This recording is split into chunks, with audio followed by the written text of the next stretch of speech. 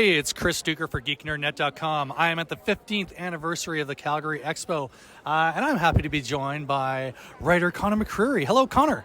Hello, Chris. How are you doing? I didn't actually realize it was the 15th anniversary, so I feel even more special being here now. Well, there you go. You see, they bring in the best for the birthdays. But I'm here. Yeah, I was going to say it's got awkward. I mean, somebody must not have shown up. Somebody good probably didn't come, but I'm here. So you know what? You sometimes need a little bit from the bottom of the barrel to really appreciate the cream. Yeah, you know what? You're absolutely right. Give everyone a table. Really? Anyway, I'll move on. So seriously, though, you've got a great series called Kill Shakespeare. You also have a newest series that's here that you've been selling at the show along with Kill Shakespeare. More recently through Boom Studios, there's a Boombox, the kid division. Boombox, which is part of Boom. Right.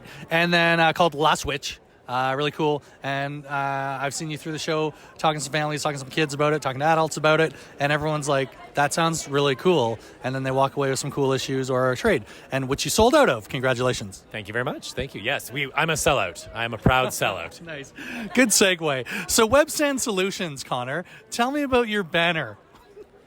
So, for those of you who may have come to the Calgary show or going to see a picture with this, you may notice my banner is a little different. I usually have like a bloody skull and a hand. And so Webstand Solutions is run by my friend Neil Stanton. It's his and his buddy's company. They are an IT professional company. And my buddy Neil gave me one of his banners years ago when he was like, look, when your banner wears out, just take the banner out of this cassette, but I'll save you, you'll save you $150 of buying a whole new stand. I grabbed the wrong banner on the way to Calgary. Blame the pandemic. I blame the fact that my toilet doesn't work. Is really a faulty toilet is really to blame here. Is that not really just blame the pandemic too, or? Blame everything on the pandemic. Really. So I brought the wrong banner. I got to Pearson Airport, went through security. They're like, "What is this, sir?" I'm like, "Oh, it's a banner." And I start opening it, and I'm like, I brought the wrong banner. And at first, I was like really mad at myself. I was like, and then I was like, you know what? Have some fun. Lean into it. Be Webstand Solutions at comics. So it's been great. I actually have had somebody stop and think that I was both a comics creator and repping Webstand Solutions, and was like, let's talk about API keys, because I've got some questions, because I've got some applications that don't have them, and I'm trying to integrate. So do you have a little bit of time later? Nice. And I said yes.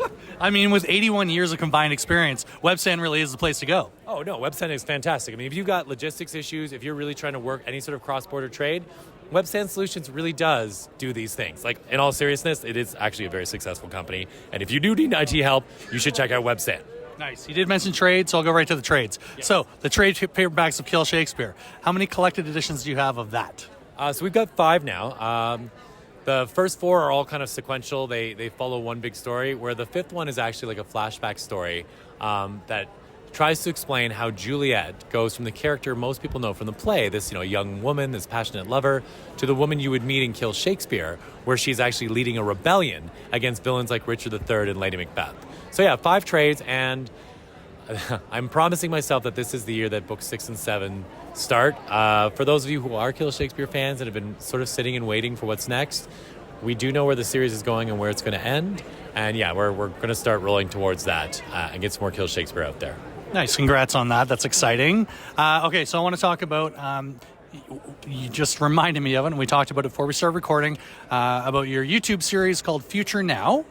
Give us a taste of that. Sure. So Future Now is a series I'm doing with a company called Embriate. And Future Now is a look into the world in the year 2084. It was inspired by one of the top science fiction channels on YouTube called What If. They're actually helping us do this project. And What If does questions like what if you fell into a black hole? Or what if all gravity left the Earth for 35 seconds? And they go through the science of what would go on. And the people at Embryo they love doing world building, and they were really interested in taking the answers to those questions and saying what if that was what our future was? If for some reason we had, there were these massive catastrophes, what would our world look like? So Future Now is near sci-fi. I would say it's very reality-based sci-fi. We try to dive into these scientific questions, and we've created a world in 2084 where there are 5 factions that are battling to try to chart our destiny, as well as a sort of a strange technology that apparently will allow a group of people to actually see our future and therefore control it. So yeah, if you like real, Kim Stanley Roberts kind of sci-fi, you like that stuff where it's like about the environment, it's about politics, and it's also about like settling the moon and going to Mars, then that's what we're doing. And yeah, there are videos on YouTube right now, and we're just starting to launch it. I think there's 3 or 4 out right now. And ultimately, between that, novels on Wattpad, a game that we're planning on bringing out later this year, we're hoping to have tens of hours of content pretty soon. That's very cool. And then I want to talk about another comic series you started. It's on Zoop. Issue 1 was on Zoop. The campaign was funded, right? Yes. Oh my God, I'm blanking. Trickster. Thank you. Shit. Sorry. That's all right. Trickster. It's called Trickster, everybody. I tricked you. I knew the name the whole time. You didn't. I didn't, no. Talk about Trickster. So yeah, Trickster is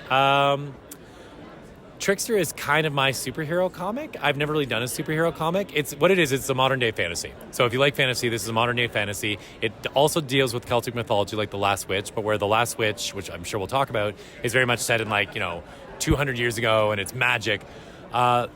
Trickster is basically about your neighborhood leprechaun. The guy who hides in plain sight. We wanted to play with leprechauns. I always loved it. Leprechauns have this weird thing in our culture, right? We basically know them as the Lucky Charms guy, or the dude from the horror movies, or maybe the Fighting Irish. Horror movies. I know, right? But actually, Warwick Davis, eat your heart out. But actually, in Irish mythology, leprechauns are the children of the sun god. So they're actually tall, they're beautiful, and they have the power of illusion from, I know, it's just like me. The reason they like gold is because gold is what fuels their illusions. And so we got interested in the idea of this character who could be like the ultimate con man. And that's kind of who our Trickster is. He's the ultimate con man. He's kind of like a Robin Hood character in modern day Boston who just happens to be a fairy creature. And the series is about a series of kind of really grotesque murders that occur that our main character realizes are being caused by creatures from the fairyland. And without getting into too much like world building and lore, there was a reason our main character no longer lives in the fairyland, and there's a reason that if the creatures that lived there knew he was still alive and knew that he was here, it could cause a war between two worlds. And the last thing I'll say, we really love the idea of, I love illusion as a power. I've always thought that's really neat. And so just so you can get a head around it for the audience, at the far ranges of our main character, Rory's powers, he could convince you that you were underwater, and his illusion would be so convincing that your brain would actually cause your lungs and your heart and everything to shut down because they would believe you were drowning. Now, he's not the kind of guy who would do that, but in the big scale, he can pull off massive, massive illusion. So it's super fun. It's great to write a character who can kind of do anything. He's very much like Nathan Fillion from Firefly. Nice. Like he is that, like he wants to do the right thing. He's brave, but like his team kind of gives him a ton of shit, and he's as likely to like trip running into the room as he is to like swing heroically into it. So yeah, if you love yourself some Nathan Fillion, that's kind of who we're modeling him after. Nice. Okay, well let's bookend this with Last Witch. Sure. So The Last Witch is, I like to call it Irish Avatar with just the right amount of child cannibalism. But it's still okay for all ages. Yes, exactly. It actually is. It's an all ages book in the mode of stuff like Secret of Nim, The Dark Crystal, the original Brother Grimm fairy tales where like the Little Mermaid turns to sea foam. I've got an 8-year-old and a 6-year-old and a little guy, but for the purposes of this conversation, sorry, Pierce, you don't count. Yeah, he can't understand language. No. He's never going to be offended by this. Yeah, I'm actually disgusted he's even listening right now. I know. Yeah, what are you doing, Pierce? Go to bed. Yeah. But no, I wanted to write something that I would love reading to my kids because I love fairy tales. And that my kids would like kind of, as they were listening, like the bedclothes would go higher and higher up towards their eyes because it's that just a little bit too scary. Mm-hmm. But that when you say, like, hey guys, do you want me to stop? Whoosh, they go pulled down and they're like, no. So yeah, it is 7 to 77. If you love those classic 80s kids movies that were that little bit edgy, this is for you. It's perfect for your kids. It's perfect for you. I'm really proud of it. Book 1 is out now, and Book 2 is just starting. It's getting drawn, and it's out through Boombox Boom. So if you've got a local comic shop or a little bookstore that you like to support, they can bring it in for you. Or Amazon's always an option. But I always say, hey, if you've got a bookstore, go to the bookstore. Let's support the bookstores. Nice. Great way to finish up. But before we do, tell people where they can find you online and not find you in like the creepy way.